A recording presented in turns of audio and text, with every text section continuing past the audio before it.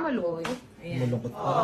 So, tapos na silang mag-usap. So, sana naliwanagan na yung mga fans, yung mga marites, katulad ko, yung mga musa. Hindi, andito pa rin naman ako para sa'yo. Hindi kita, alam mo yan, hindi kita bibitawan sa ere. Hindi ko kaya yun, hindi kaya ng puso ko. Meron siyang panghihinayang kasi, Jay, kumbaga kaya... Alin, yung sports car, bilang ko na bago. Hindi, kumbaga, sana yung pangarap na gusto mo, kasama mo dapat siya inaabot yan ngayon. Kumbaga, kung di siya nagkulang sa'yo. Diba? Hindi, isa lang ang sagot dyan. Magbago ka. Pakita mo kay Che na iba na para, yung para kung makakita ka man ng right girl, talagang tsukapakboy, masaktan.